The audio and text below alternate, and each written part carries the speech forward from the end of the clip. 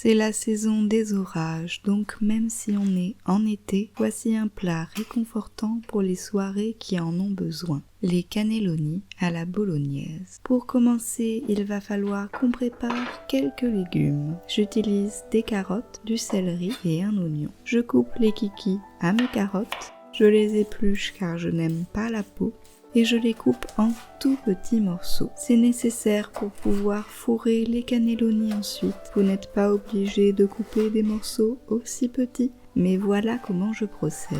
Je coupe en quadrillage dans la longueur de la carotte, puis je coupe en petits cubes. Je passe ensuite au céleri et j'utilise la même méthode. Je coupe d'abord dans la longueur du céleri, puis je découpe en petits morceaux. Et enfin, je fais la même chose avec mon oignon. C'est probablement le légume le plus agaçant à couper, mais tout ira bien. Vous pourriez probablement mixer légèrement les légumes à la place, mais je n'aime pas trop la texture finale que ça donne. Une fois les légumes coupés en petits morceaux, il faut les faire cuire.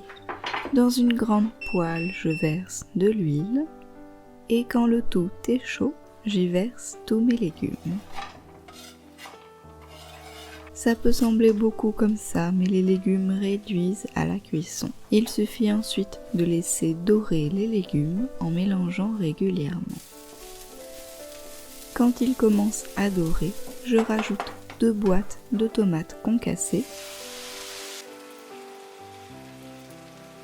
Je mélange, puis j'ajoute mes assaisonnements. Des herbes du jardin, mais vous pouvez utiliser des herbes de Provence, du sel, une feuille de laurier, du poivre, de l'ail, puis je mélange bien.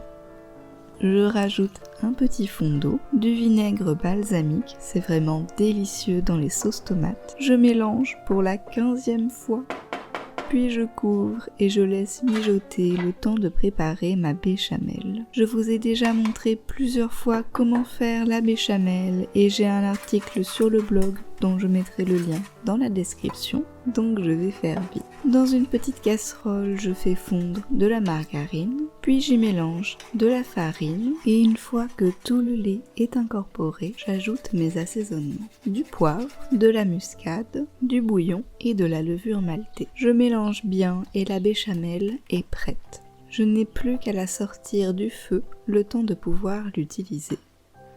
Pendant ce temps-là, notre sauce tomate a bien mijoté.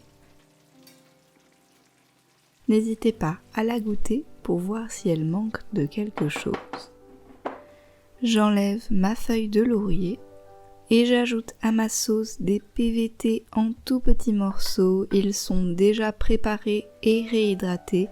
J'ai toute une vidéo là-dessus, mais je vous explique tout sur le blog, sur la recette des cannelloni. Vous pouvez aussi les omettre et utiliser à la place un autre simili ou des lentilles. Une fois bien mélangé, je goûte à nouveau, c'est important, puis je retire la poêle du feu et je laisse la sauce refroidir le temps de préchauffer le four. Je prépare aussi mon plat à cannelloni. Pour les photos, j'ai utilisé ma poêle en fonte, ça fera 2 étages de cannelloni, mais vous pouvez utiliser un grand plat et faire un seul étage comme les recettes classiques. Je beurre mon moule avec de la margarine, puis il est temps de fourrer les cannelloni. Normalement, pour faire ça bien proprement, on utilise une poche à douille, mais je sais que vous êtes beaucoup à ne pas en avoir, donc j'ai décidé d'utiliser la méthode du chaos. Je bouche un côté du cannelloni avec une de mes mains, puis j'utilise une cuillère à soupe pour pousser la farce à l'intérieur. Avec les légumes coupés en petits morceaux, je peux vous assurer que ce n'est pas difficile et que ça ne prend pas tant de temps que ça. Les pâtes se remplissent assez vite. Je vous montre sous une autre perspective pour que vous puissiez mieux voir.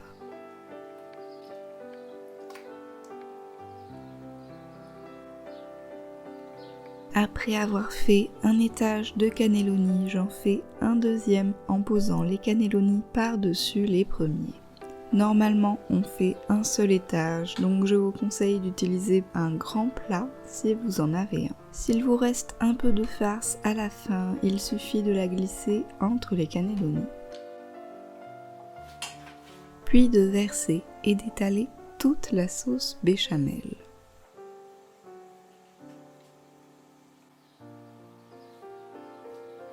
Et le tout part au four à 200 degrés pendant une trentaine de minutes.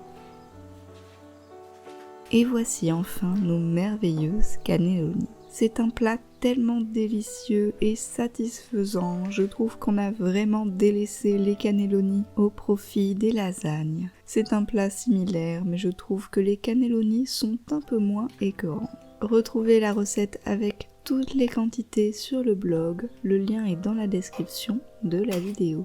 N'oubliez pas de mettre un pouce bleu, de commenter et de partager la vidéo si vous l'avez aimée, ça compte beaucoup pour moi. On se retrouve la semaine prochaine pour une nouvelle recette. Alors en attendant, je vous fais des bisous et je vous dis à bientôt.